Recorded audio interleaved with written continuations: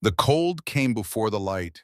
It moved across the parking lot the way it always did in late November in Billings, Montana, low and flat, and without apology, sliding under doors and through cracked weather stripping and into the bones of anyone foolish enough to sleep somewhere other than indoors. The sky above was the color of old concrete, not dark, not light, just the hard, formless gray that settles over the northern plains like a lid pressed down on the world. Inside the cab of a 2009 Ford F-15. Oh, a man stirred. He did not wake the way most people wake. There was no slow drift upward from sleep, no comfortable stretch or lazy blinking at the ceiling. Garrett Cole came awake the way he always came awake, instantly and completely eyes open, body still scanning the inside of the truck before he had taken his second breath. Old habit, the kind that gets trained into a man and never fully leaves no matter how many years pass or how far he gets from the place where it was necessary. He was 38 years old. He looked older. His face carried the kind of weathering that comes not just from time, but from sustained exposure to hard conditions, wind and sun, and long nights in places where relaxing your attention could end your life. His jaw was square and stubbled 3 or 4 days past a proper shave. A narrow scar ran from the outer corner of his right eyebrow toward his temple, pale and slightly raised, the kind of mark that a field dressing leaves when the wound beneath it closes without the benefit of a proper medical facility. His hair was dark brown, cut short and practical in the way military men cut their hair not for appearance, but because short hair is one less thing to worry about. His eyes were pale blue, and they were always moving. Even now in the silent cab of a parked truck in an empty supermarket parking lot at 6 in the morning, his eyes moved across the space with the quiet efficiency of a man who had spent most of his adult life working in environments where stillness could be a trick and safety was never assumed. 14 years. That was how long Garrett had served. Navy Special Operations support attached to units that worked in places most Americans could not have located on a map without assistance. Coastlines where the air tasted of salt and diesel. Desert towns where the heat shimmered off the ground in waves that made everything at a distance look like a mirage. Warrow mountain passes in the dark, where the only sounds were boots on loose rock and the low crackle of a radio. He had done his job in all of those places. He had done it well. He had brought every man in his unit home from every mission he had been part of, right up until the last one. The last one had not gone the same way. A roadside device. A secondary detonation. The kind of event that takes less than 2 seconds to happen and changes the shape of everything that comes after. Garrett had survived. 3 of the men near him had not. And the version of Garrett Cole that had walked onto that road was not the same version that was eventually loaded into a medical transport vehicle and taken away from it. He did not think about that now. He had learned through a long and difficult process that the hours immediately after waking were not the right time to let those memories move through him freely. The mornings were for practical things, assessment, forward motion. Get through the next hour before you think about anything else. He turned his head. Rex was already awake. The dog sat upright in the passenger seat, his large body perfectly still, his amber eyes fixed on Garrett with the focused patience of an animal that had been bred and trained for exactly this, the quiet work of watching, waiting, and being present for a person who needed it. Rex was a German shepherd, 6 years old, nearly 90 pounds of thick black and tan fur and disciplined muscle. His ears stood straight up. His muzzle was broad and black and slightly grayed at the edges. A thin scar ran along the left side of his face, mostly hidden by his coat, a remnant of his own service before Garrett had adopted him in the final months of his last deployment. They had both come home carrying things they had not been sent out with. Rex did not bark. He did not whine or pace or paw at the door.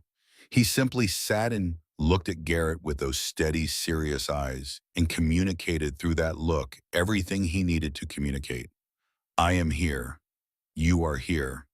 That is enough. Now let's begin. Garrett reached across and put one hand on the dog's broad head. "Morning," he said. His voice was low and rough from sleep and from the cold air inside the cab. He did not say anything else. He did not need to.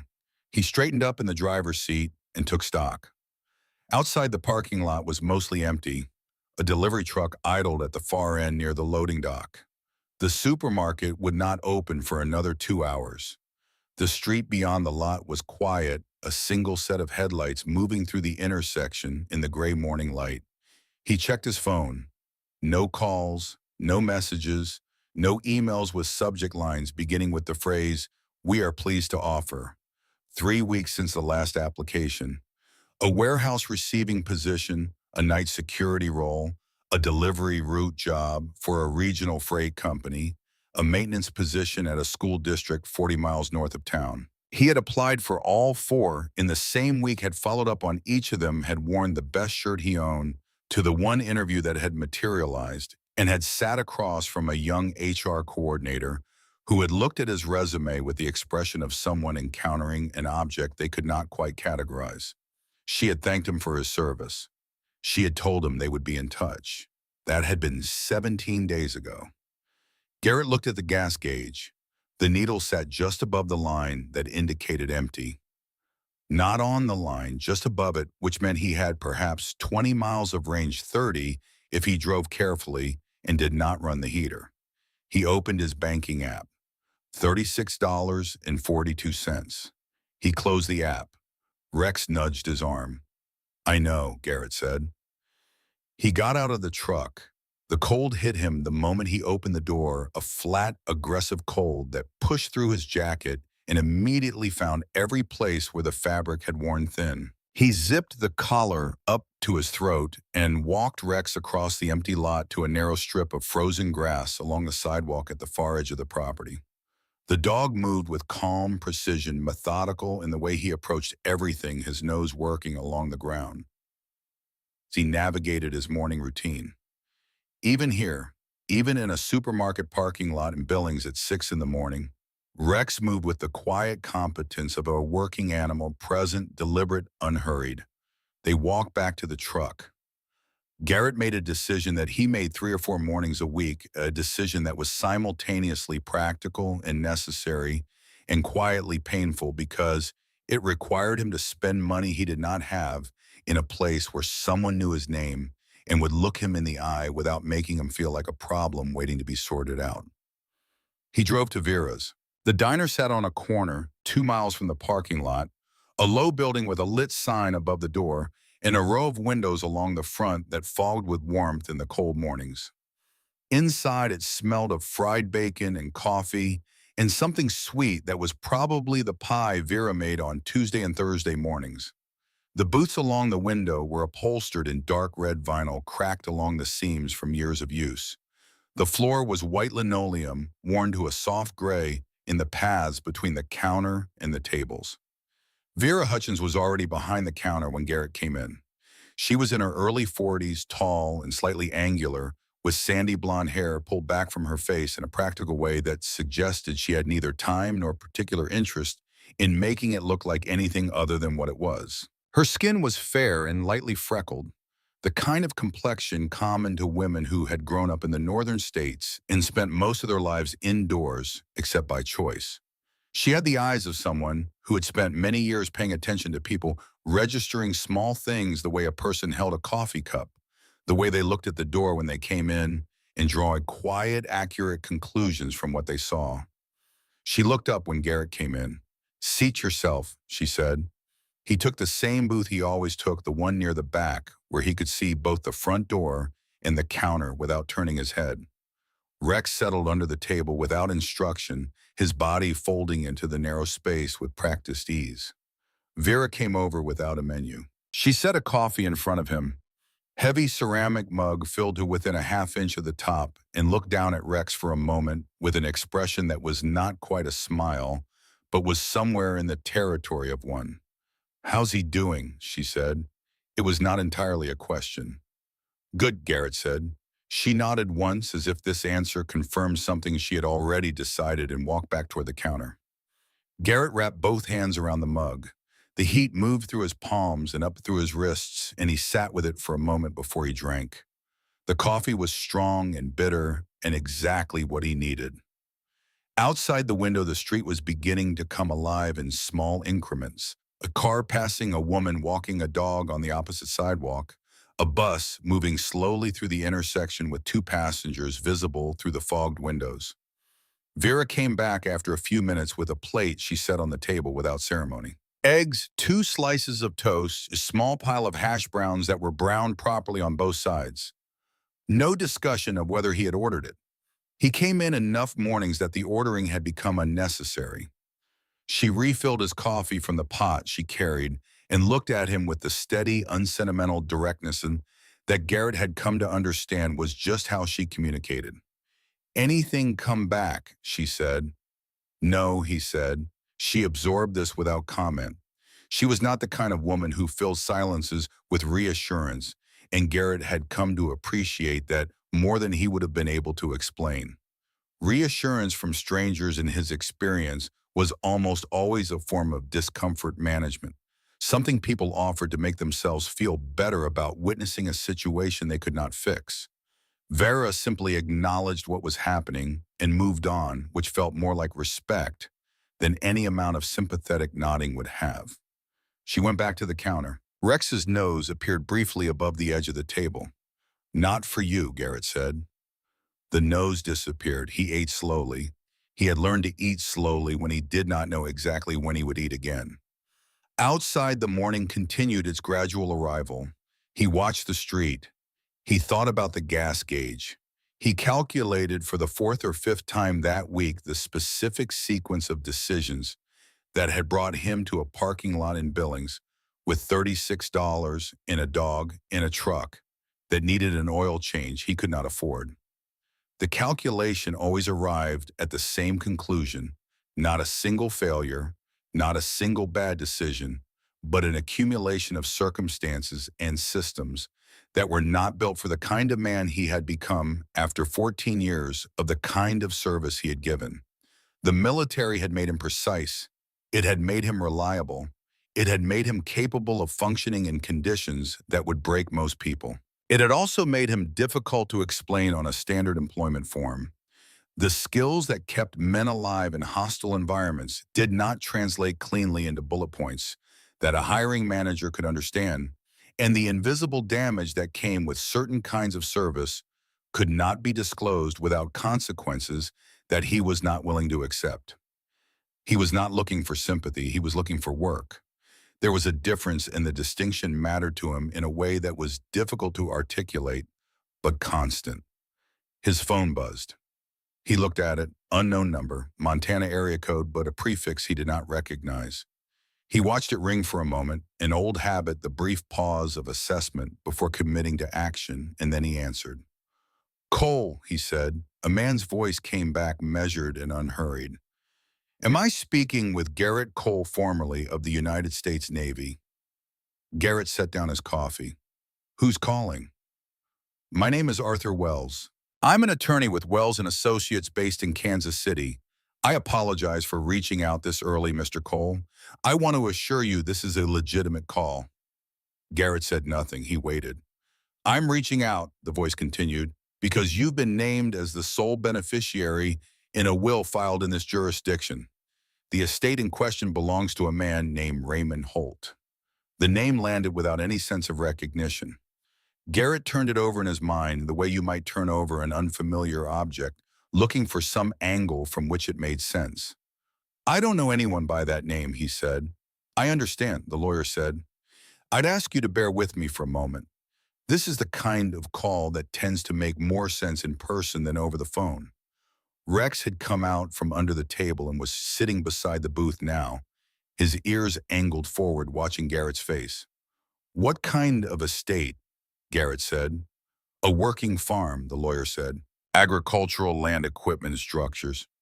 Western Kansas, several hundred acres." The diner was quiet.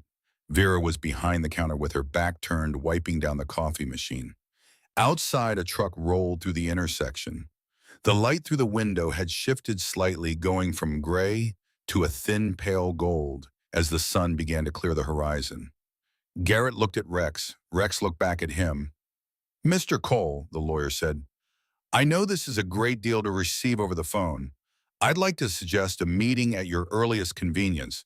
I can arrange travel reimbursement if—" "I'll drive," Garrett said. He drove 2 days.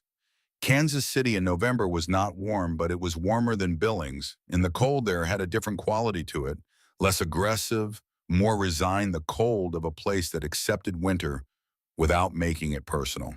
Garrett arrived in the early afternoon of the second day and parked the truck in the structure adjacent to the building the lawyer had described. He sat for a moment before getting out the engine ticking as it cooled. Rex sitting upright in the passenger seat, watching the concrete pillars of the parking structure with the attentive calm of an animal that has learned to take new environments at face value. "This is either the most important thing that's happened in 3 years," Garrett said, "or it's nothing." Rex did not offer an opinion. "Yeah," Garrett said. He got out. The building was brick 12 floors, the kind of professional structure that had been built with the intention of communicating stability and reliability to the people who entered it. The lobby was carpeted in a dark pattern, the walls paneled in something that was either wood or a very good imitation of it. A directory near the elevator listed Wells and Associates on the 11th floor. Garrett took Rex up in the elevator. The receptionist at the front desk looked at the ball and then at Garrett and then at the dog again and said that Mr. Wells had been expecting him and would he please follow her. Arthur Wells was already standing when they came in. He was in his early 60s, lean in the way that some men become lean with age, not frail but reduced to something more essential, the surplus removed by time. His hair was silver and neatly arranged. He wore a dark suit that fit him well, and a tie that was burgundy and conservative. His glasses were thin-framed and sat low on his nose, and his eyes above them were gray and calm, and gave the impression of a man who had spent decades in rooms where difficult things were said and had learned how to be steady in the presence of all of them. He extended his hand. Garrett shook it. "Thank you for making the trip, Mr. Cole." He looked down at Rex. "And your partner?" "He goes where I go," Garrett said. "Of course." Wells gestured to the chair across his desk. "Please." Garrett sat. Rex settled on the floor beside him, his body angled slightly toward the door out of habit. Wells sat down and opened a folder on the desk in front of him. He did not rush. He arranged the papers with deliberate care, the way a man handles something that he understands requires proper handling. Then he reached into the folder and removed a photograph and placed it on the desk between them, turning it so that Garrett could see it clearly. An older man, broad through the chest and shoulders, the build of someone who had worked physically for most of his life. Faded denim overalls. A wide-brimmed work hat casting a shadow across a face that was deeply lined, sun-darkened, framed by a gray mustache. He was standing at the edge of a wheat field, and the field behind him stretched away in both directions for what looked like a very long distance. He was not smiling exactly, but there was something in his expression that suggested he had stood in that spot many times and felt each time some version of the same quiet satisfaction. Garrett looked at the photograph. There was nothing in his memory that connected to it. "I don't know him," he said.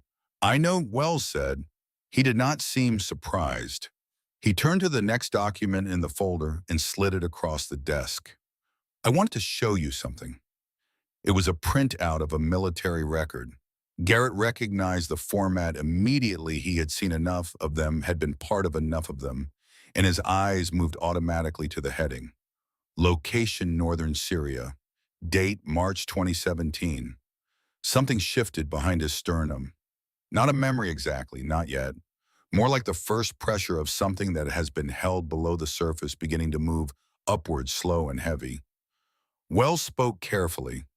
Raymond Holt was working in the region at the time. He was an agricultural engineer, part of a humanitarian program helping rebuild irrigation infrastructure in rural communities following years of conflict. He was traveling with a civilian convoy when the convoy was attacked. The pressure increased. Garrett did not speak. "Your unit was dispatched to extract the survivors," Wells said. According to the report, the operation lasted approximately 4 minutes. And then it was there, not in pieces.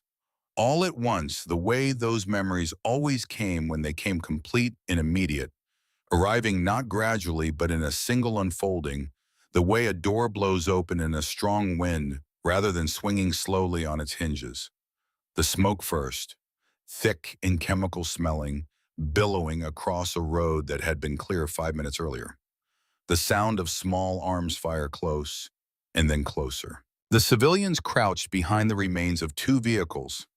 The lead truck stopped at an angle where the road curved between concrete walls on both sides. His team moving through the smoke and a wedge Garrett on the right calling out, gesturing move now, as the civilians began to come forward one by one.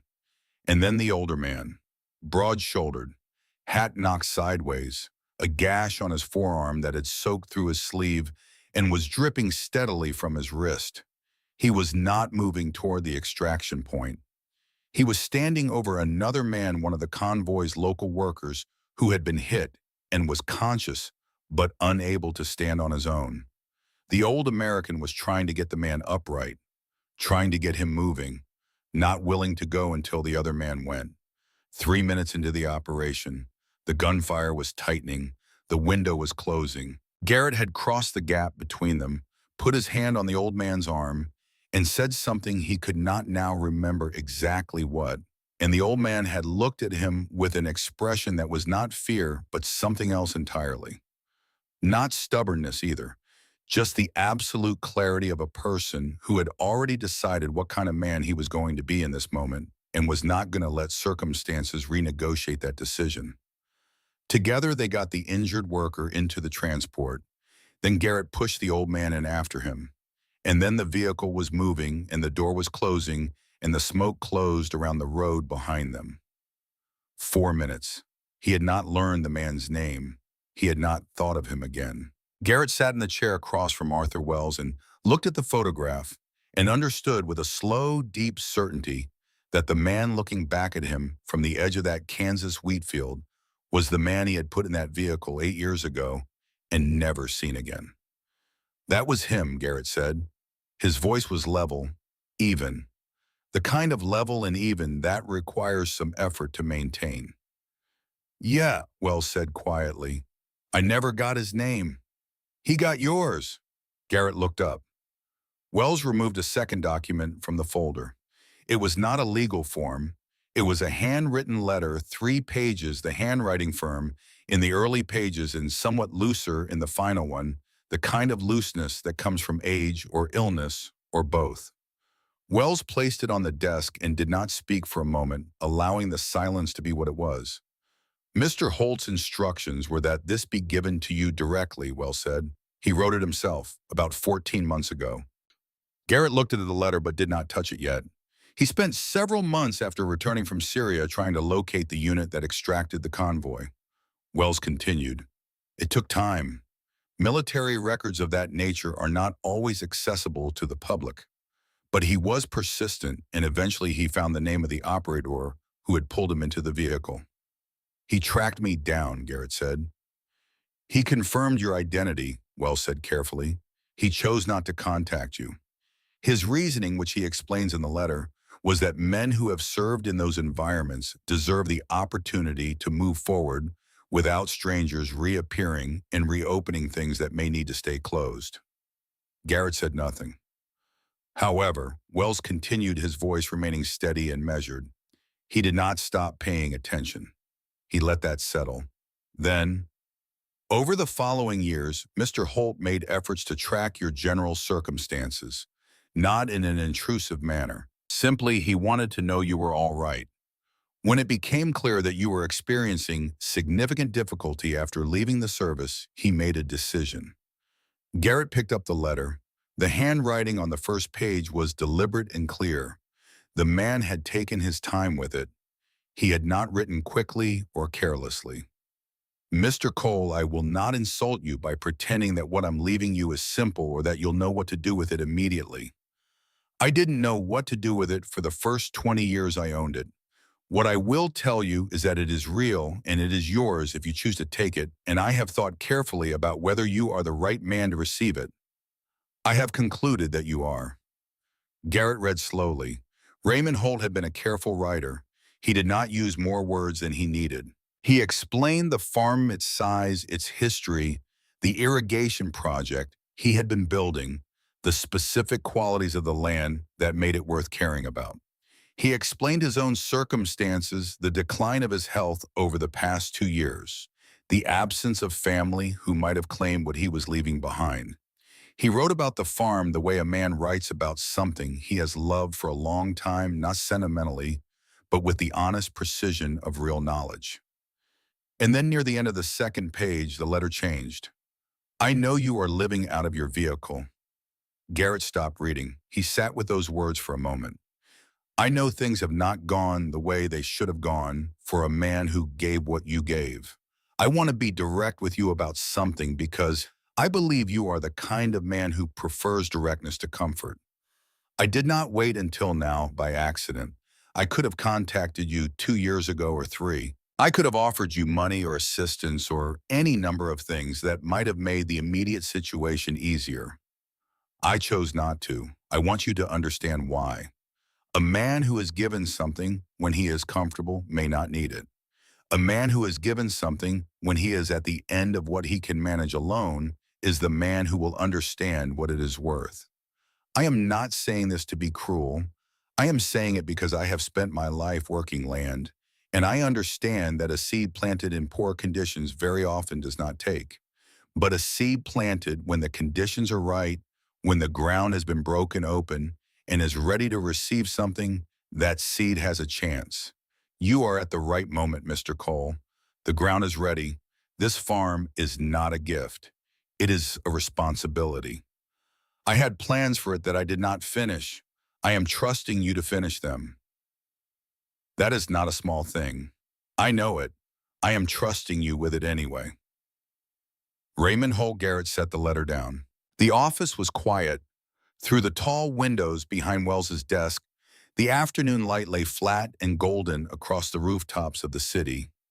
Rex had moved from his position beside the chair and was now sitting with his shoulder against Garrett's leg, his weight a steady, warm pressure. Wells did not speak. He understood in the way that experienced attorneys understand that there are moments in which speaking is not helpful. Garrett looked at the photograph again, the old man at the edge of his field, the mustache and the hat and the lines in his face that came from decades of work and sun and paying attention to the land. The expression that was not quite a smile, but was something in that direction. A man standing on ground he knew completely that he had spent his life learning that he had not been able to finish what he wanted to do with. I had plans for it that I did not finish. I am trusting you to finish them. Garrett had not been trusted with anything in 2 years. He had not trusted himself with very much either. What happens now, he said. His voice was the same as it had been when he walked in level quiet, giving nothing away. But something behind it had shifted. Something that had been arranged in one configuration was beginning to settle into another. If you accept the inheritance, Wells said, the property transfers to you as of today. There are some administrative matters. Paperwork. The tax situation will need to be addressed. There is a past due amount that came due in Raymond's final year. But the land is clear. The house is livable. The equipment is old, but it's there. Tax situation, Garrett said. It's manageable, Wells said. Difficult, but manageable if you are willing to work. Garrett almost said something about the irony of that word about the past 17 days of applications and silences and closed doors. He didn't. I need the paperwork, he said. Of course. Wells began to organize the documents. Garrett looked out the window. Somewhere west of where he was sitting, there was a piece of ground with his name on it. Several hundred acres of Kansas land with an unfinished irrigation system and a tax bill, in a barn that probably needed attention, in a house where an old man had lived alone until he couldn't anymore, writing careful letters to a soldier he had met once for 4 minutes in the smoke of a Syrian road. Rex looked up at him. His amber eyes were steady and warm and completely certain in the way that dogs are certain about things that matter, about presence and loyalty, and the simple fact that whatever came next, they would face it from the same position they had always held together, side by side, moving forward. Garrett reached down and put his hand on the dog's head. "All right," he said quietly. Not to the lawyer, not to the room, to himself, and to the old man in the photograph. "All right."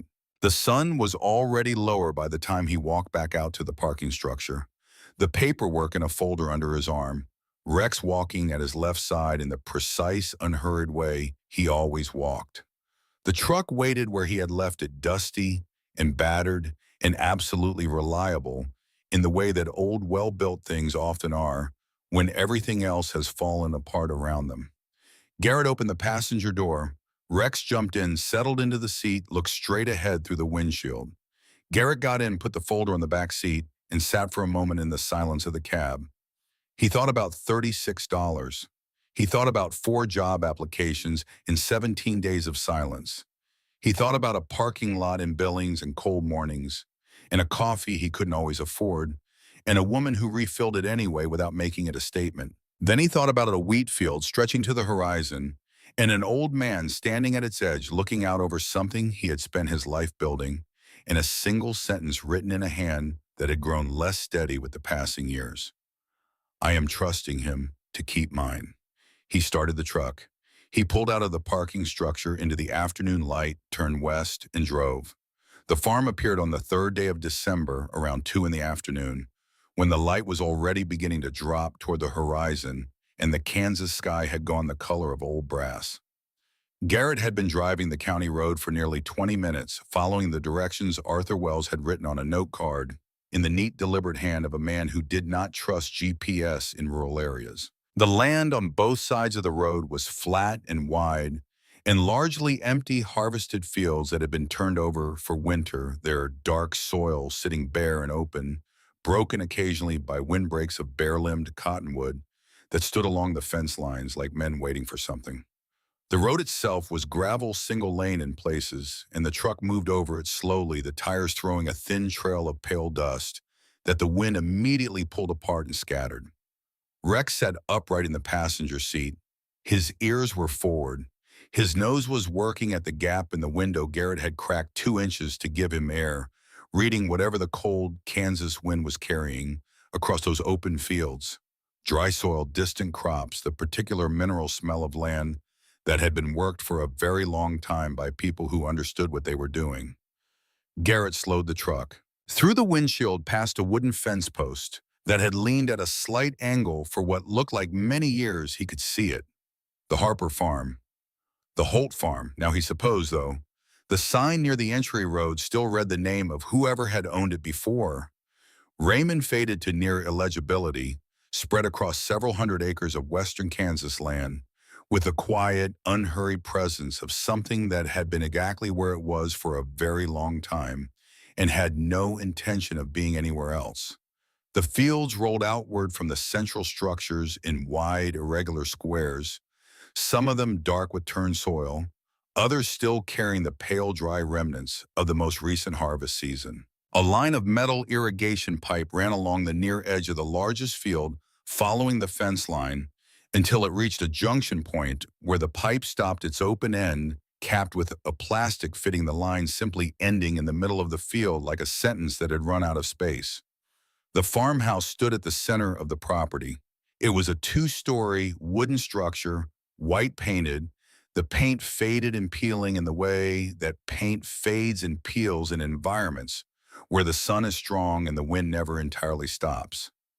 A covered porch wrapped around the front and the south side, and 2 wooden rocking chairs sat on it, their positions suggesting they had not been moved in some time, but had not been placed there carelessly either. They faced west toward the direction from which the afternoon light came, and from which, on clear evenings, the sun would set over a long, unobstructed view of flat land, going all the way to the edge of what the eye could reach. Raymond Holt had sat in one of those chairs. Garrett did not know which one. He pulled the truck to a stop near the front of the house and sat for a moment with the engine idling. Rex looked at him. "Yeah," Garrett said. He got out. The cold was different here than it had been in Montana. Less aggressive, more patient. The wind moved across the open land with a low, steady sound, not the sharp gusting of the mountain-adjacent plains to the north, but something more consistent, more committed, the kind of wind that does not come and go, but simply is a permanent condition of the landscape that everything living in it has long since adapted to.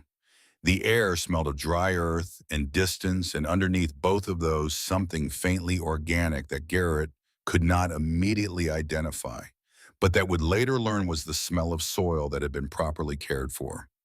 Rex jumped down from the truck and immediately put his nose to the ground. He worked in a widening circle from the truck's front bumper, methodical and unhurried, cataloging the unfamiliar territory the way he cataloged everything completely, without skipping anything, taking the time required to understand what he was dealing with before committing to a direction.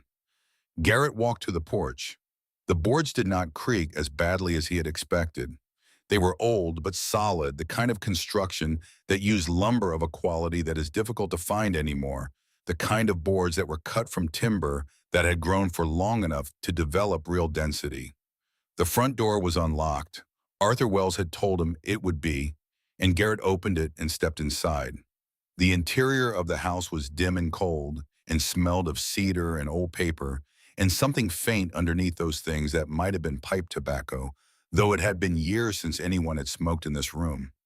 The floor was wide plank, hardwood, dark with age solid underfoot. The walls of the entry and the front room were lined with photographs, black and white images of earlier decades, color photographs from more recent years, all of them showing the land in various states of season and development, fields of wheat at various heights, machinery in different eras. And in many of them, Holt himself aging backward. The further along the wall you looked, a broad-shouldered young man in the older images, then a middle-aged man with a mustache beginning to show gray, then finally the man in the photograph on Arthur Wells's desk, older and more weathered, but still carrying himself with the particular uprightness of a person who considers posture a reflection of character. In none of the photographs was anyone else. Raymond Holt had lived alone for a long time. Garrett walked through the front room and into the kitchen. The surfaces were clean. The dishes were organized in the cabinets in careful stacks. On the counter near the window, a set of mason jars held dried herbs labeled in small, neat handwriting. In the drawer nearest the door, Garrett found what Wells had warned him he would find: a white envelope, his name written on it in the same handwriting as the letter in Kansas City, though shakier here, the letters slightly uneven in a way they had not been in the earlier correspondence. On the back of the envelope, a single word: later. Garrett set it on the counter. In the same drawer beneath a collection of rubber-banded receipts and a folded road map of western Kansas was a county tax notice. Past due. He unfolded it and looked at the number at the bottom. It was not an impossible number, but it required money he did not currently have, and the due date was 62 days away. He put it back in the drawer, closed the drawer, and went back outside to find Rex. The barn stood 200 feet east of the house, a large red structure with metal roofing and wooden walls built from timbers that looked original to the property, hand-hewn thick, darkened with decades of weather. Garrett walked around its perimeter before going in, looking at the foundation and the wall construction and the condition of the lower boards with the methodical attention of a man assessing a position. The walls were sound. The foundation was solid concrete poured in an era when concrete was mixed to last. But along the upper section of the south face, a section of metal roofing had been improperly patched. The repair material did not match the original, and the seam between the two was visible even from the ground. Inside, the barn smelled of old hay and engine oil and dry wood. The floor was packed earth hard and smooth from decades of use. Along the north wall, 3 pieces of agricultural equipment sat in a row: a mid-sized tractor, an older grain drill, and a piece of machinery Garrett could not immediately identify. He walked to the tractor first, climbed up, looked at the controls, got back down and opened the engine cover. He was not a mechanic. He had some understanding of engines, military vehicles, generators, the basic mechanical systems that a man learns to maintain in environments where calling a technician is not an option. But a tractor engine of this size and age was a different body of knowledge, and he was honest enough with himself to recognize the limits of what he was looking at. The battery was dead. That much was obvious. Whether there was more wrong underneath that, he could not tell. He lowered the hood. Rex was standing near the far corner of the barn, his nose pointed at a section of the wall near the floor. Garrett walked over. A wooden door, narrow and low, set into the wall with hinges that had rusted orange. Garrett worked the latch and pulled it open. A storage room, small, perhaps 10 feet by 12. The shelves along the walls were lined with sealed containers of various sizes, most of them labeled in the same neat hand as the jars in the kitchen.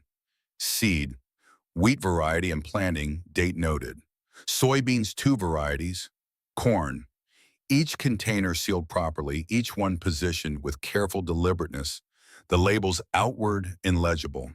On the lower shelves, folded burlap sacks, coils of drip irrigation tubing, boxes of fittings and connectors.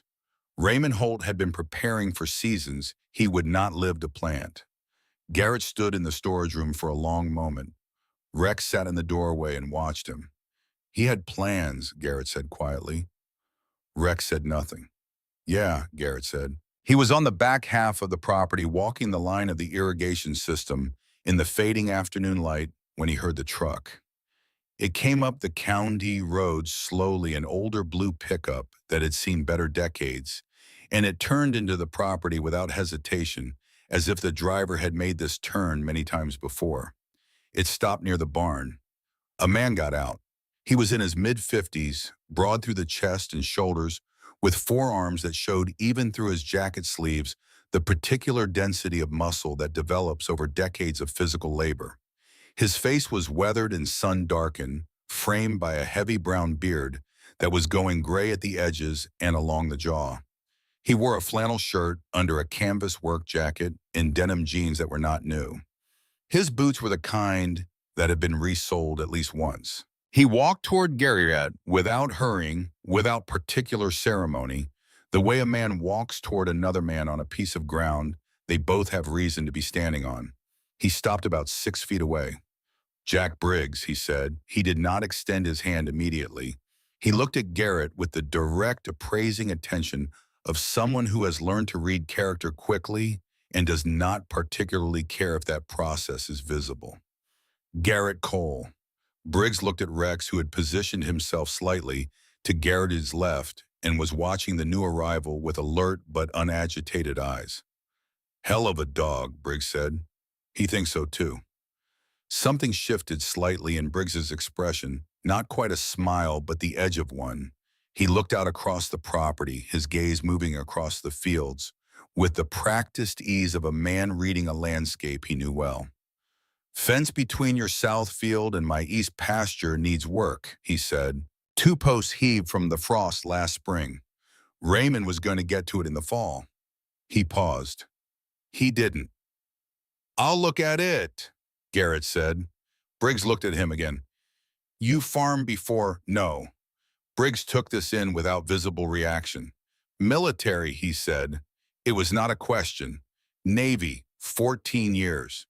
Briggs nodded once slowly, the way men nod when information confirms a conclusion they had already arrived at from other evidence. He looked at the irrigation line running along the edge of the near field. Raymond was in the middle of extending the water system to the south fields when his health went sideways, he said. The main line runs from the pump house behind the barn. He got the pipe laid about 60% of the way. The connections on the east branch are complete. The west branch and the south terminal are not. He paused. Without water reaching the south terminal, you can't grow anything in those 40 acres down there. It's the best ground on the property. Garrett looked south across the fields. In the dying afternoon light, the land was the color of rust and shadow. Can it be done, he said. Most of it. Briggs reached into his jacket pocket and produced a folded piece of paper, a hand-drawn diagram of the irrigation layout, the lines rendered in pencil with notes in small handwriting that Garrett recognized as Raymond Holt's. He left me a copy of this, said I might need it eventually. Briggs held it out. Figured you might need it more. Garrett took the paper, he unfolded it and looked at the diagram. The network was more complex than he had understood from walking the surface lines, multiple branches, junction points, pressure regulators placed at specific intervals. I'll need to learn the system, Garrett said.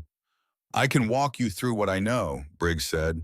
Not warmly, but not reluctantly either. The tone of a man who has a practical reason to be helpful to shared fence and is being straightforward about it. They stood in the cold for a moment. Then Briggs said without particular inflection, I made Raymond an offer on this place 18 months ago when he started getting bad. He looked at Garrett without accusation, but without softening it either. He turned me down. I didn't know why at the time. Garrett waited.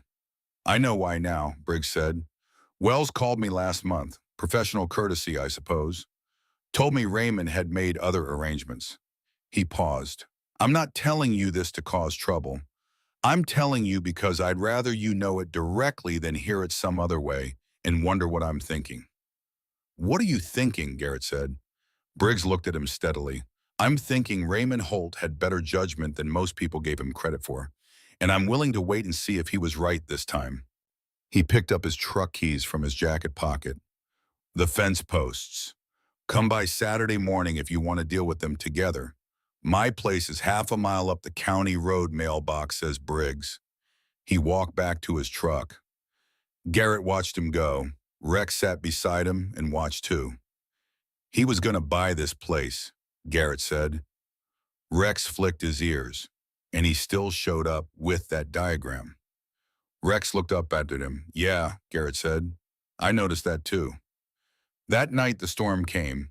It built from the northwest across the open plains with the particular speed that flat land allows no hills to slow it, no terrain to break it apart, nothing between the weather and the farm except 40 miles of empty ground. By 9 in the evening, the wind had picked up to a sustained howl that pressed against the walls of the farmhouse with a physical insistence, finding every gap in the window frames, rattling the porch boards, moving through the eaves with a sound that was somewhere between a moan and a whistle. By midnight, the rain had arrived. Not ordinary rain, the kind of rain that comes with a system that has been building pressure across hundreds of miles and finally releases it all at once, sheets of it coming in nearly horizontally against the south face of the house, hammering the windows with a sound like gravel thrown against glass. The temperature had dropped sharply with the front's passage, and what came down was cold enough to be half frozen, clicking against the windows in the way that sleet clicks. Garrett was in the kitchen when he heard it.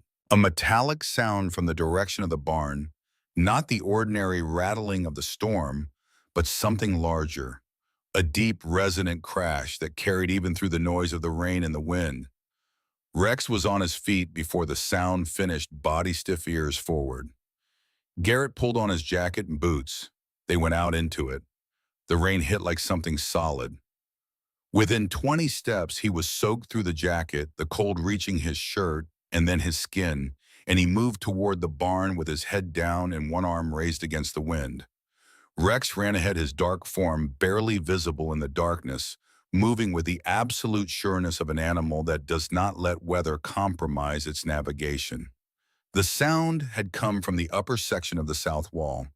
The patch roofing section, the one Garrett had noticed on his inspection that first afternoon, had partially separated. A 4-foot section of metal paneling had torn loose from its fastening at the upper edge and was now acting as a lever in the wind, a piece of metal large enough to cause serious damage, swinging and slamming against the wooden framing beneath it with every gust. Water was pouring through the wall in a steady stream, running down the inside wall and spreading across the packed earth floor. Garrett got into the barn and found the ladder. What followed was an hour of work that he would not fully remember in its details afterward, working in the dark with a headlamp and whatever material he could find in the barn's storage using ropes and boards, and a staple gun he found in a toolbox near the tractor to secure the loose panel against the framing well enough to hold until morning. The rain came through the gap even as he worked, soaking him to the skin. The wind made every step on the ladder a negotiation. Rex stayed below, watching, occasionally shifting position when something fell or the ladder moved, always tracking Garrett within those steady amber eyes. By midnight 30, the panel was secured. Not properly, not permanently, but held. Garrett climbed down and stood in the barn and let his breathing slow. His hands were shaking from cold, not from the work. He was soaked entirely through. The headlamp threw a small yellow circle of light in the large dark interior of the barn, and in that circle he could see Rex sitting 3 feet away, watching him with the expression that meant, "You are all right." This was manageable. "Now breathe." "Yeah," Garrett said, "I'm breathing." Rex shook the rain out of his coat, sending a spray of cold water across Garrett's legs. "Great," Garrett said. In the early morning before the light had fully returned, Rex found the valve. Garrett had been walking the irrigation line on the east side of the property, checking for storm damage, when Rex stopped moving ahead of him and stood still with his nose pointed at the ground near a junction fitting. Not digging, not barking, just stopped and pointed, which was the behavior that meant he had located something that needed to be looked at. The fitting had shifted. A section of the main line ran through a slight depression in the ground at this junction, and the storm had moved enough soil that the coupling had twisted perhaps 15 degrees from its proper alignment. The seal was still holding, but barely a thin seam of wet ground around the fitting indicated that water had been slowly escaping under pressure. A few more hours and the seal would have failed entirely. With a section of the main line open, the entire irrigation system would have lost pressure. The pump would have run dry. The pump motor running dry, under load would have burned within hours. Garrett got a wrench from the toolbox and aligned the fitting. He tightened it down and checked the ground around it. The seeping stopped. He stood up and looked at Rex. Rex stood with his weight distributed evenly on all 4 feet, his posture satisfied in the particular way of an animal that has done the thing it was designed to do and understands the results. "That was the pump," Garrett said. "If we'd lost the pump, we'd have lost the system." Rex looked at him. "Good catch," Garrett said. Rex wagged once and went back to work. They continued along the line moving south, and it was there in the area of the unfinished system, the 40-acre section, that had no water access, that Rex stopped again. This time differently. He came off his regular inspection pace and dropped his nose close to the ground and began moving in a circle, tightening the circle with each pass, the behavior that meant he was tracking something concentrated in a specific location. He stopped above a section of bare ground near the unfinished terminus of the West Irrigation branch. He pawed at it. Garrett crouched beside him. The ground here was softer than the surrounding soil, even after the storm, subtly, barely perceptibly, so but different in texture and color, the kind of difference that a working dog's nose registers long before a person's eye does. Garrett pressed his palm flat against the surface. Beneath the cold-packed exterior, the ground had a slight give to it. He got a shovel from the barn. 8 inches down, the shovel struck metal. A pipe, 2 inches in diameter, running in the direction of the south terminal fields. He cleared 18 inches in each direction and confirmed that it was continuous, not a fragment, not an abandoned section, but a complete buried run of irrigation pipe that had been laid underground and never connected to the surface system. He sat back on his heels. He looked at the diagram Briggs had given him. The buried line was not on the diagram.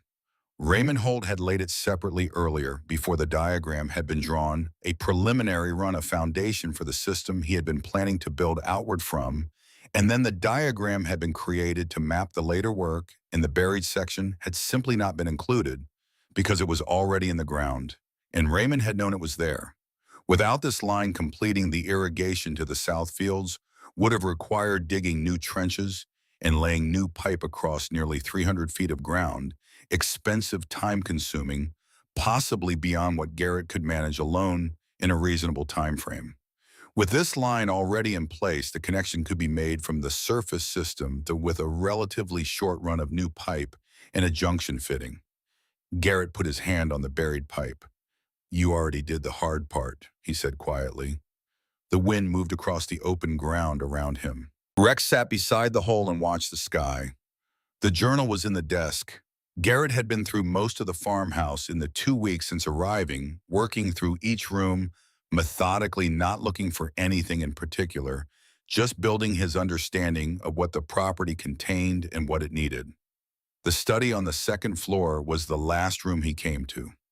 Small and close-smelling of old paper and cedar, its shelves filled with seed catalogs and weather records going back nearly a decade, and 3 different editions of the same soil science textbook, each edition marked throughout with penciled notations in Raymond's careful hand. The journal was at the back of the desk drawer, leather-covered, thick, worn at the edges and corners. Garrett opened it. The entries began 6 years before. The early pages were primarily technical soil pH readings for different sections of the property, notes on irrigation flow rates and pressure loss calculations, sketches of crop rotation sequences mapped across the property's various fields. Raymond had written with the precision of a trained engineer. The observations were specific, numerical, anchored in data. But between the technical entries, other things appeared. Observations about the land that were not numerical. Notes about light at certain hours of certain days. Passages about the relationship between surface conditions and what lay beneath them, written in a voice that was simultaneously practical and occasionally something more than practical, the voice of a man who had thought seriously about his work and arrived at conclusions that went beyond the merely agricultural. The land does not particularly care what you intend. It responds to what you do. A man can have the best plan in the county and the worst harvest if he doesn't follow through. A man with a mediocre plan who shows up every day and pays attention will beat the planner almost every time. Garrett read slowly, sitting in the wooden chair at the desk with the afternoon light coming through the single window and Rex asleep on the floor near his feet. He turned pages. The tone of the entries shifted as they moved forward in time. In the earlier years, the journal was almost entirely forward-looking. The plans for the irrigation expansion, the vision for what the South fields could produce, projections about regional food supply, and the particular value of farms that operated outside the large corporate distribution networks. The towns in this part of the state used to feed themselves from within 50 miles. Now they bring grain in from 1,000 miles away because the local operations sold to the consolidators. The consolidators aren't wrong exactly, they're responding to incentives. But what gets lost is resilience. A town that can feed itself is a town that can withstand almost anything else. In the later entries, the plans remained, but the entries grew shorter. The handwriting changed, still deliberate, still legible, but slower, with occasional words corrected in a way that suggested the first attempt had not come out as intended. And then approximately halfway through the journal, Garrett found the page. It was not marked in any way. It did not announce itself as different from the pages on either side of it, but it was different in a way that he understood before he had finished the first sentence. There is a photograph I have kept on my desk for several years now. It is a military record photograph, the kind that appear in official documents. I obtained a copy through a researcher who locates that kind of information for people who have cause to look for it. I have looked at it many times. He was younger in the photograph than I imagine him now. 30 perhaps. The same serious face. The same kind of eyes. James had that kind of eyes. James did not come home. Garrett's hand went still on the page. I do not know why certain men come home and others do not. I have thought about this for many years, and I have not arrived at a satisfying answer. What I know is that the man in this photograph made a choice on a road in Syria when the easier choice was available to him. He did not take the easier choice. That is the only credential I require. He would be about James's age now. Not exactly. Close enough. The land needs someone who understands that some things are worth the cost of doing them properly. I believe he is that kind of man. I have believed it for 7 years. I am not revising my position. Garrett set the journal on the desk. He did not close it. He simply set it flat with the open page facing up and looked at the window for a long time. Outside, the Kansas winter light lay pale and even across the empty fields. The wind moved through the fence lines with a low sound that had already become familiar to him. Not comforting, not uncomfortable, just the constant voice of this landscape doing what it always did. Rex stirred. He got up from the floor and walked to Garrett's chair and put his head on Garrett's knee. The warmth of the dog's broad skull was immediate and solid through the fabric of his jeans. Garrett put his hand on Rex's head. He thought about a man he had never really met who had spent 7 years keeping a photograph in a desk drawer. He thought about a son whose name was James, who had known how to not leave people behind and who had not come home.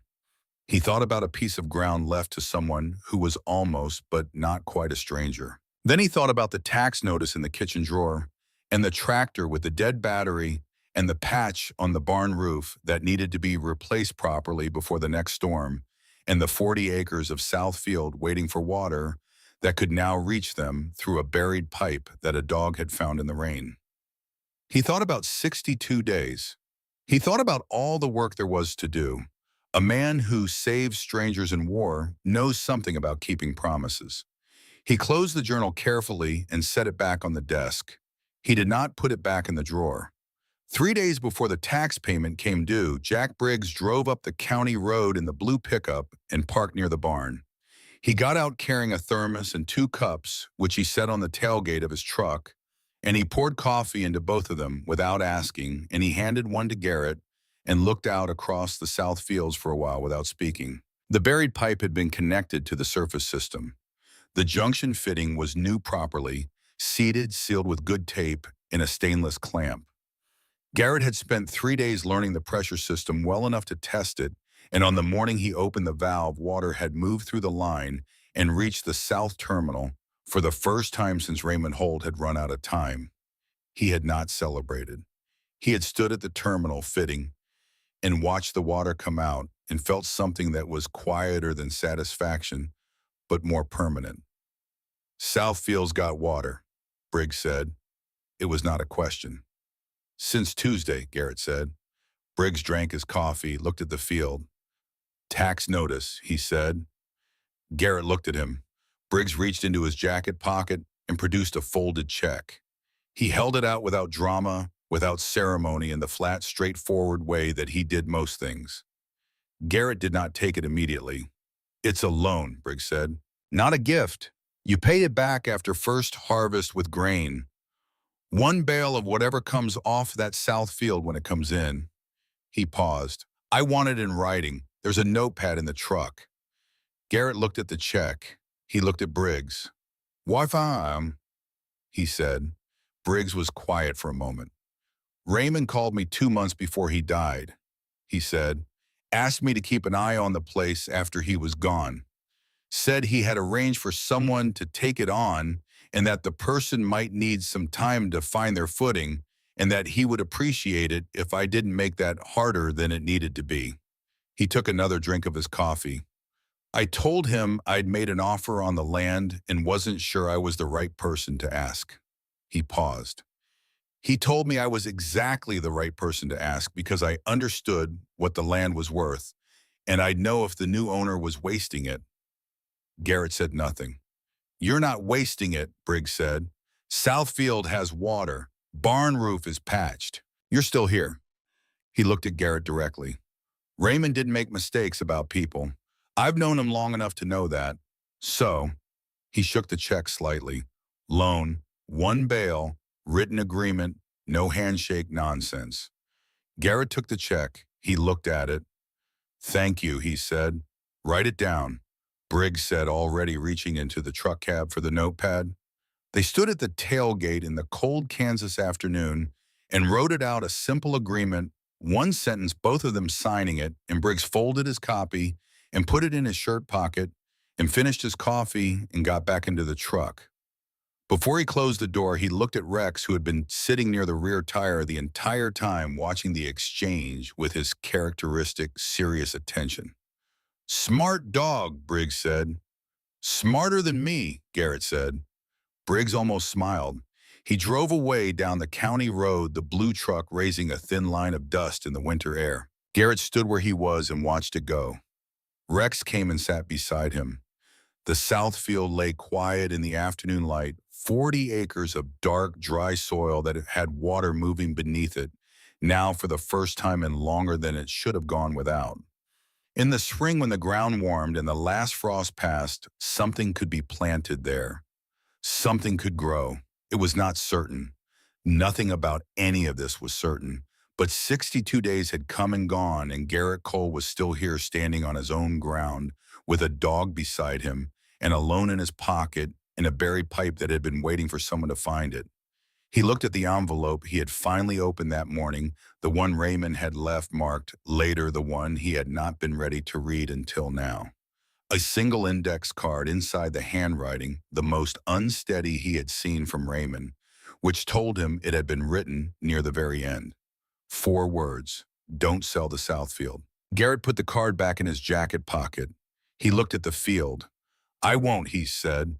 The first spring came the way spring comes to the Kansas plain, not all at once, but in increments.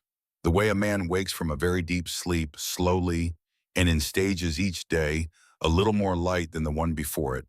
The ground warming by degrees that could not be seen but could be felt when you pressed your palm against the soil in the early morning and compared it to the morning before. Garrett had been pressing his palm against the soil every morning since February. He had read about this in one of Raymond's textbooks, the practice of monitoring ground temperature with your hand in the absence of a thermometer, learning to feel the difference between soil that was still locked in winter, cold, and soil that had begun its annual return towards something alive. Raymond had noted in the margin next to that passage in pencil, thermometers are fine, your hand is better. The thermometer tells you a number. Your hand tells you whether it's time. Garrett had bought a thermometer anyway, but he also used his hand. The planting window for winter wheat in western Kansas opened in late September and closed in early November. He had learned that from the seed catalogs in Raymond's study, confirmed it with Briggs over the fence line on a cold January afternoon when the older man had been characteristically direct about the fact that Garrett had missed the window entirely for his first season and would need to plan for spring crops instead. Not a failure, a fact, an adjustment. Spring crops meant different calculations. The south field, newly connected to the irrigation system, was the priority.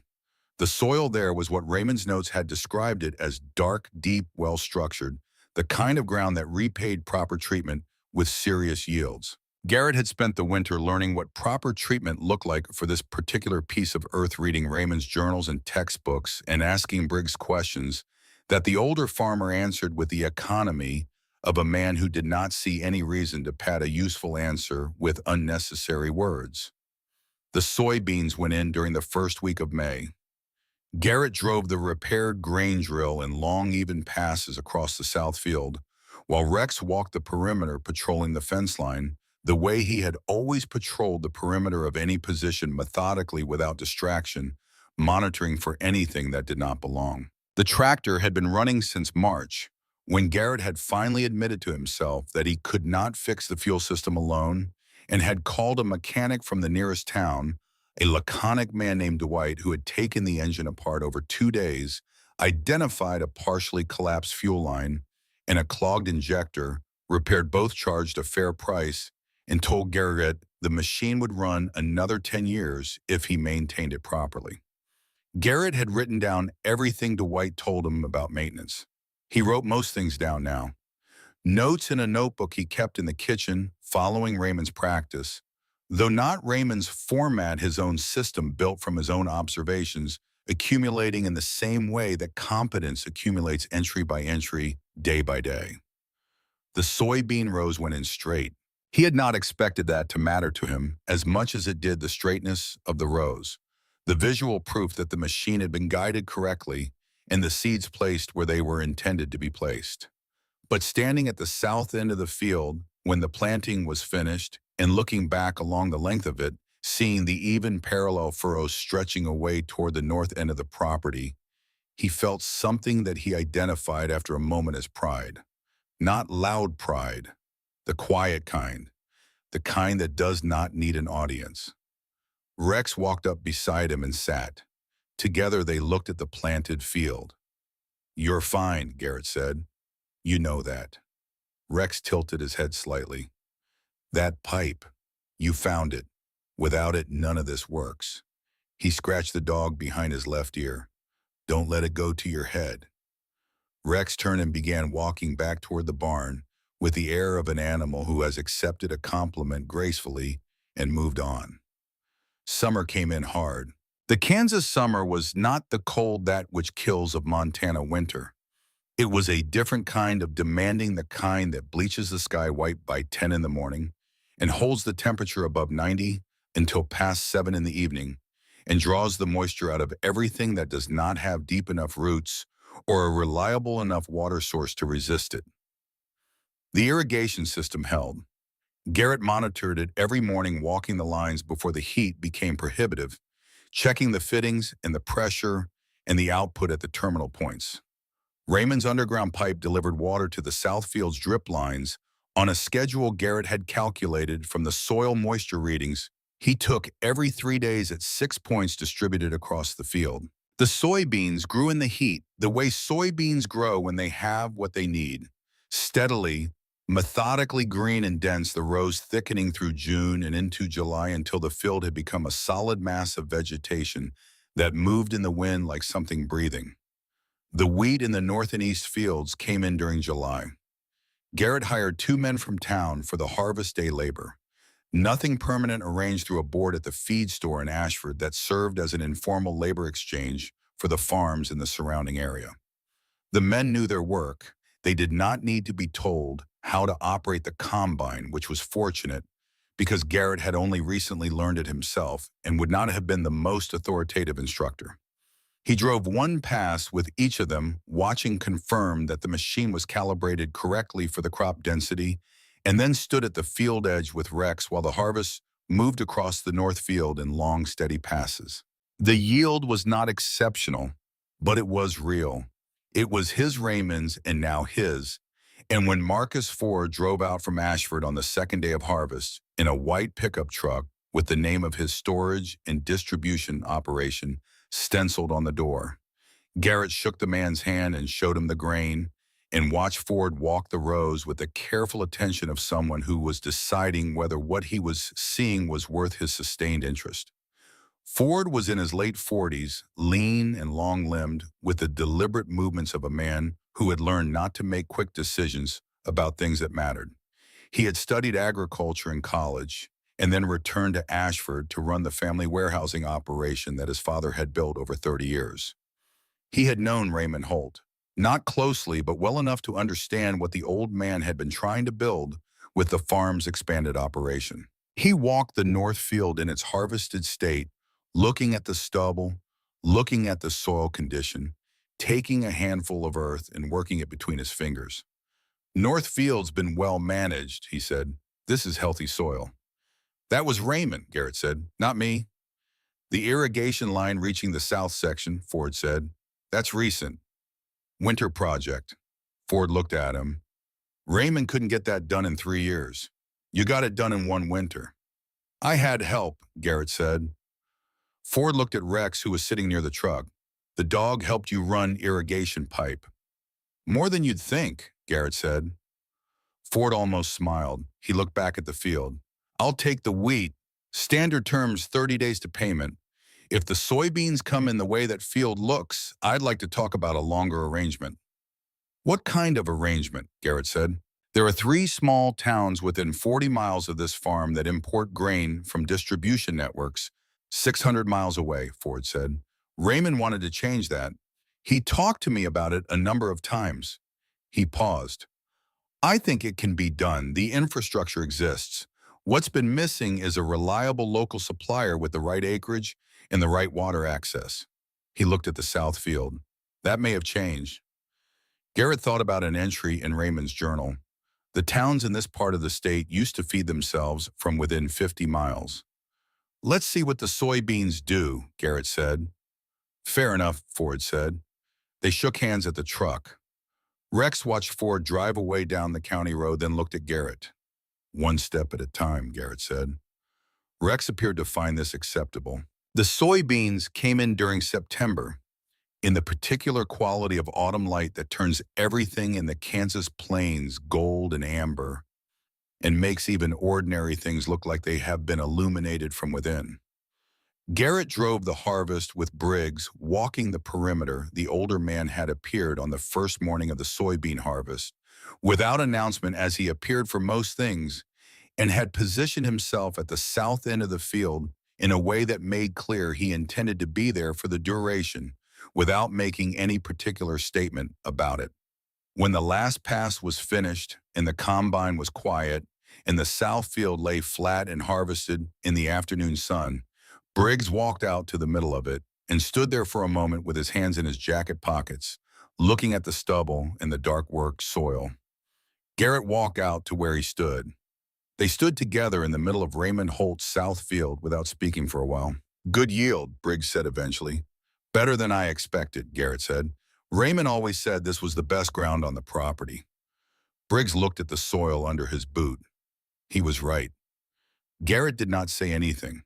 Briggs reached into his shirt pocket and produced a folded piece of paper, the loan agreement they had written on the tailgate of his truck the previous winter, both signatures at the bottom. He held it out to Garrett. Garrett took it. "We said 1 bale," Garrett said. "We said 1 bale," Briggs agreed. "I'd like to make it 2. Briggs looked at him. "You got me through the first winter," Garrett said. 2 bales. Briggs considered this for a moment with the expression of a man weighing an argument policy he does not intend to accept. 1 bale, he said. "That was the agreement." "The agreement was the minimum," Garrett said. A pause. 1 bale, Briggs said, "and you can buy me coffee sometime." "Done," Garrett said. Briggs took the loan agreement back from Garrett's hand, folded it once more, and put it in his pocket. He looked across the harvested field toward the house and the barn and the long line of the irrigation system running back toward the pump house. Then, without turning his head, he said, "Raymond picked right." The words landed in the quiet of the harvested field and stayed there. Garrett did not respond immediately. He stood with the autumn light across his shoulders and the smell of cut soybeans in the cold air and the sound of Rex moving somewhere along the south fence line, and he let the words be what they were. "Thank you," he said, "for the loan, for walking me through the system, for showing up." Briggs gave a single brief nod. "That fence on the south boundary still needs a post," he said. "Saturday," Garrett said. "Saturday," Briggs agreed. He walked back to his truck. Rex turned 8 in October. There was no ceremony, no particular acknowledgement. The day passed the way most days passed on the farm, with work in the morning, inspection in the afternoon, and a long, quiet evening on the porch when the day's labor was done. But Garrett had noticed across the summer and into the fall the small changes that the years had begun to make in the bond who had been beside him for the last 4 of the hardest ones. The pace had slowed, not dramatically. Rex still covered the property, and every morning still ran the fence line when something in the wind warranted it, still positioned himself with the alert precision of a working animal during any activity that might require his attention.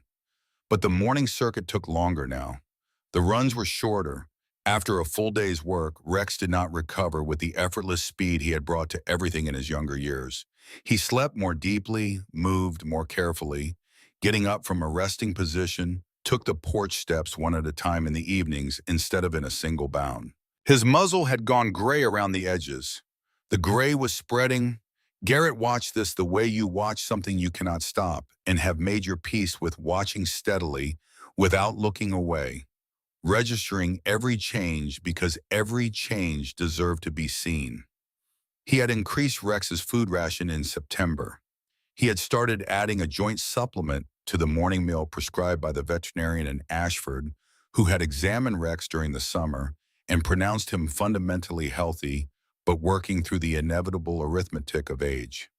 He had moved Rex's sleeping position from the floor of the bedroom to a low platform he built from cedar boards and lined with a dense foam pad that the feed store happened to carry, positioned near the base of the bedroom wall where the drafts did not reach. Rex had investigated the platform with characteristic thoroughness and then stepped onto it and lay down and looked at Garrett with an expression that communicated acceptance without enthusiasm. "You're welcome," Garrett said. Rex put his head on his paws. On the morning of what Garrett had determined from the adoption paperwork to be Rex's 8th birthday, the dog was already awake when Garrett came downstairs sitting in the kitchen in the early dark, his amber eyes reflecting the single lamp Garrett switched on over the stove. Garrett made coffee. He poured a second cup and then set it back on the counter because Rex did not drink coffee, which was the kind of thing a person thinks in the early morning on the farm before the day has fully assembled itself. He sat down on the floor of the kitchen, back against the cabinet beneath the sink. Rex walked over and lay down beside him, his large body heavy against Garrett's leg, his breathing slow and even. They sat like that for a while in the kitchen in the dark, the coffee going slightly cold in the cup on the counter, the farm outside beginning its barely perceptible shift from night to pre-dawn. 8 years, Garrett said. Rex breathed. You were 3 when they paired you with me. He put his hand on the dog's back, feeling the rise and fall of his ribs. I was in pretty bad shape. Rex moved his tail once against the floor. You knew that? You always knew that? Garrett looked at the ceiling. I don't know what I would have done those first 2 years. Not a theory, a real question. He paused. I don't want to know the answer. Rex shifted slightly, pressing more of his weight against Garrett's leg. You found the pipe, Garrett said. You found the valve fitting in the rain. You told me when something was wrong before I could see it. He scratched behind Rex's ear in the specific place the dog had always leaned into since the first week Garrett had known him. Still don't know how you do that. Rex closed his eyes. More mornings than I want to count, Garrett said quietly. You were the reason I got up. The kitchen was very still. Outside, the first gray of dawn was beginning at the edges of the horizon, the flat Kansas sky lightening in its slow daily increments. Somewhere across the south field, something moved a deer, probably, or one of the coyotes that worked the fence lines after harvest season, and Rex's ears moved toward the sound, without the rest of him following, registering, and assessing and determining in the way he determined everything that it did not require action. Garrett felt that subtle shift in the ears against his hand and recognized it as a thing it had always been. I am still working, even here. Even now, I have not stopped. I know, Garrett said. Neither have I. He found the envelope in November.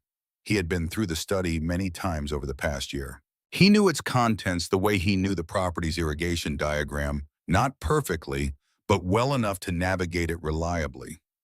But the desk itself he had never fully dismantled. He had opened the drawers, removed what was immediately relevant, and left the rest in place out of a respect for Raymond's organization that he could not entirely explain except to say that it felt wrong to clear a space before he understood what he was clearing. On a cold November afternoon with the first real frost of the season on the ground outside and Rex asleep on his platform downstairs, Garrett sat at the desk in the study and began going through the remaining contents of the bottom drawer. Seed catalogs, a manual for an irrigation pump model that predated the current system by 2 generations, a folded county survey map with Raymond's annotations in the margins, a small stack of Christmas cards rubber-banded from people whose names Garrett did not recognize, neighbors presumably and colleagues from Raymond's engineering years, people who had continued sending cards long after the connection that prompted the habit had faded. At the back of the drawer, tucked into the far corner, where the drawer's back panel met its base, was a wooden box, small, perhaps 6 inches by 4. Cedar, the same cedar that had scented this room since the first morning Garrett walked into it. The lid fit tightly and required some pressure to open the wood, having swollen slightly with years of humidity cycles. Inside was a single item, a photograph. Black and white, slightly faded, the kind of photograph taken by a military photographer. With a medium format camera formal, posed the subject sitting upright in dress uniform, hands resting on his thighs, his expression composed with the specific kind of seriousness that young men adopt when they understand they are being recorded for a document that will outlast the moment. He was young, mid-20s at most. The uniform was Marine Corps dress blues. His face was broad and open with a jaw that recalled Raymond's jaw in the photographs along the downstairs hall, and eyes that looked at the camera with the clear, direct steadiness of someone who had not yet had reason to look at anything sideways. Garrett turned the photograph over. On the back in Raymond's handwriting, the later handwriting, the unsteady kind, written when the steadiness had become difficult, but the deliberateness had not diminished. He would have been about your age now. Garrett sat very still. The study was quiet around him. The afternoon light through the single window was pale and level, the winter sun too low to cast shadows at this hour, filling the room instead with a flat, even illumination that showed everything clearly and softened nothing. He looked at the photograph for a long time. James Holt had Raymond's build, the breadth through the chest, the thickness of the forearms visible even beneath the dress uniform sleeves. He had Raymond's jaw. He did not look afraid of anything. He looked like a young man who had decided clearly and without reservation what he was going to be, and who had arranged himself in front of that camera with the complete confidence of someone whose decision was made and would not be revisited. Garrett thought about the entry in the journal. He was a soldier too. He didn't come home. He thought about a man sitting in this room, in this chair, at this desk, looking at this photograph for years after the fact of it, the fact of the absence, the permanent arithmetic of a son who left and did not return, which is a thing that does not resolve and does not diminish and does not become easier to carry, but simply becomes the weight that a person learns to distribute across the days so that the days remain possible. He thought about an old man on a road in Syria, standing over an injured man he was not willing to leave in a moment, when the easier choice was entirely available to him, and he had not taken it, and the words Raymond had written in the journal came back to him with a clarity they had not carried when he first read them. He didn't leave a single man behind either. Rex appeared in the doorway. He had come upstairs without Garrett hearing him. The cedar platform must have released him quietly, and he stood in the doorway of the study now with his amber eyes tracking Garrett's face, reading whatever his face was carrying, making his determination. He walked across the room. He put his head on Garrett's knee. The weight of the dog's skull against his leg was the same weight it had always been, solid and warm and real, and completely present, the weight of an animal that has chosen a person and does not revise that choice based on circumstances.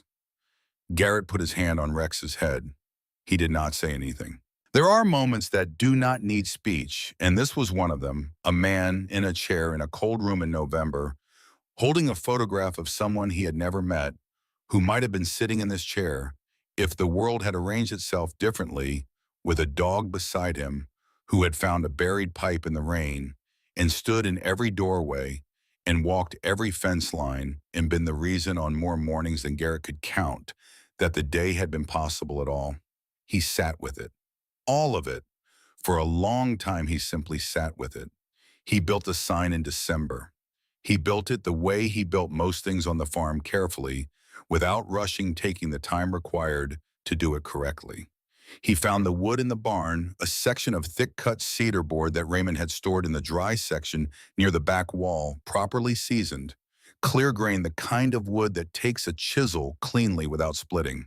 He borrowed the letter-cutting tools from Briggs, who produced them from a workshop shelf, with the expression of a man who has kept equipment in good order, precisely because good equipment kept in good order is always eventually useful. He worked on it in the evenings. An hour at a time, by lamplight at the workbench he had cleared in the corner of the barn closest to the house. Rex lay on a folded blanket near the bench and watched the work the way he watched all work, with the patient, thorough attention of an animal for whom observation was not passive, but active, a form of participation. The letters took shape slowly. He was not a craftsman. He had no particular background in woodworking or sign-making, but he had spent 14 years doing things that required care and precision in conditions that did not forgive carelessness.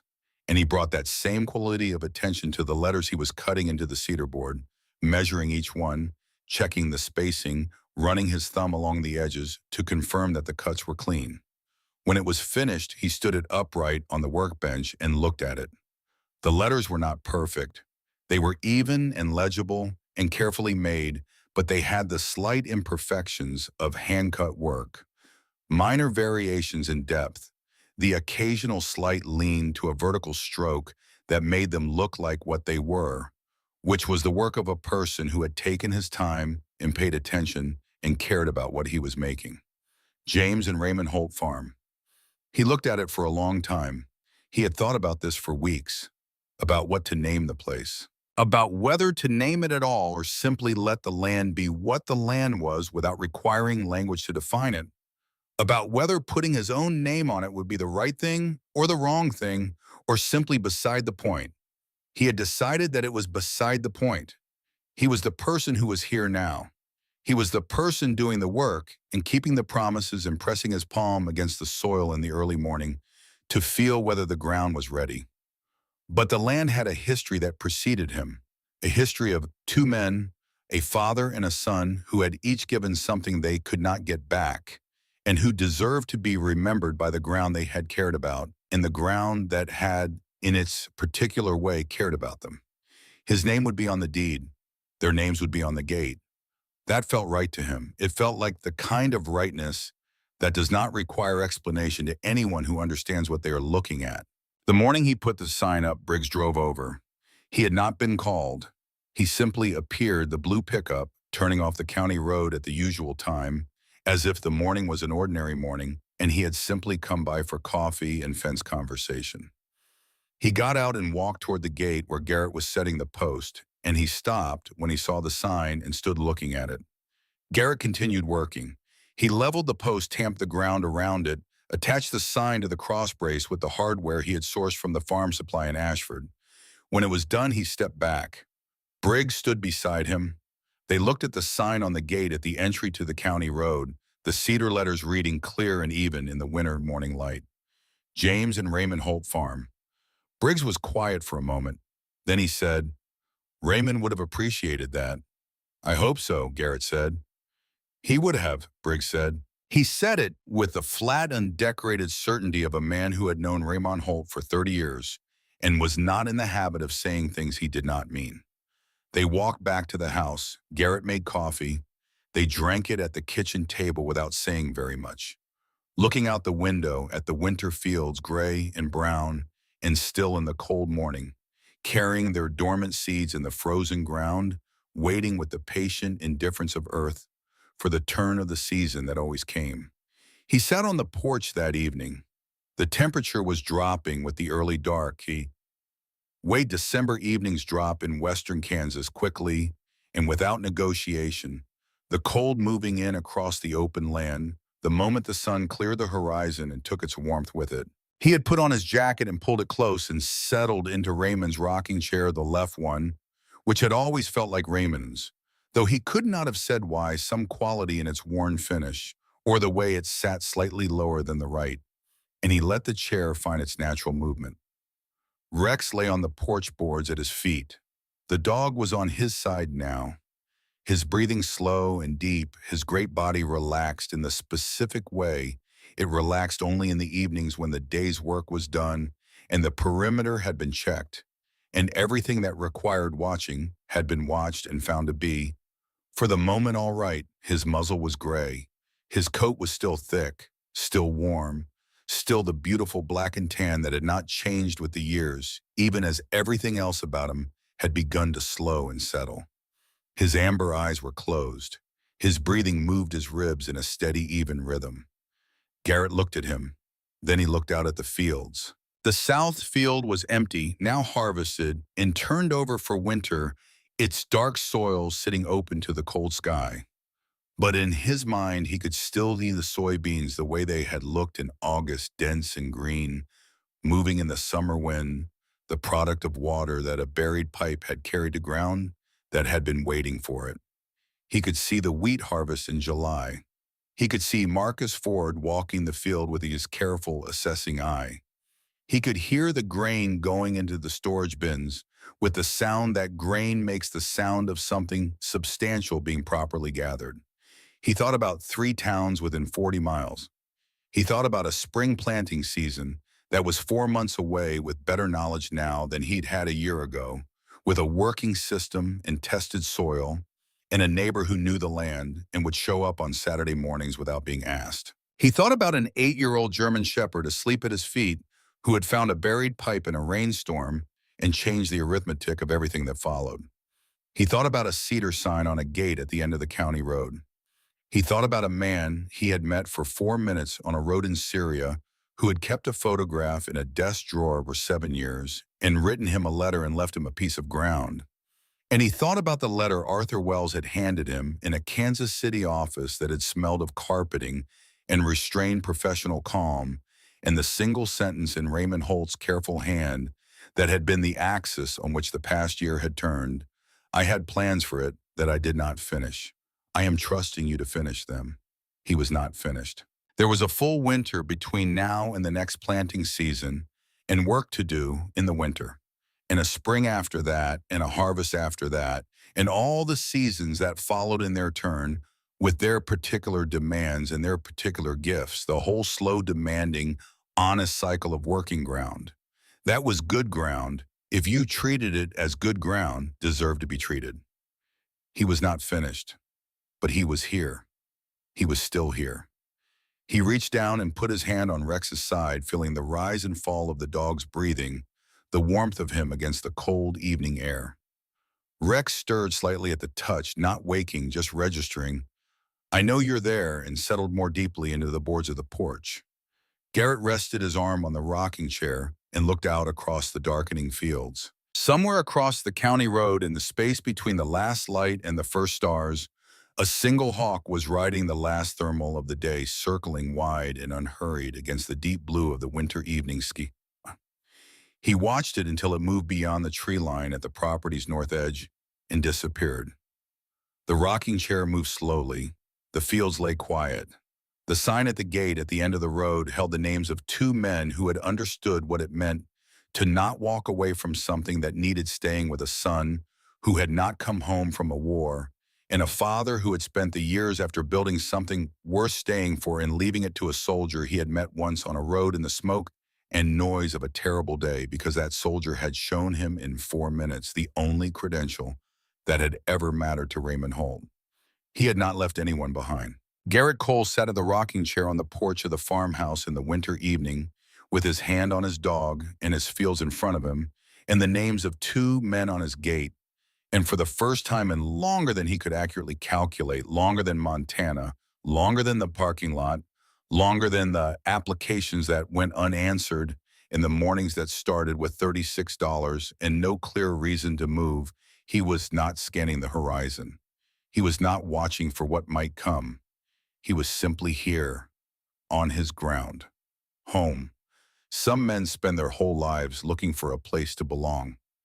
Garrett Cole drove 1,400 miles to find his on land, left by a man he barely knew, carrying the memory of a son he never met, with a dog walking beside him, who had found the buried pipe that made the whole thing possible.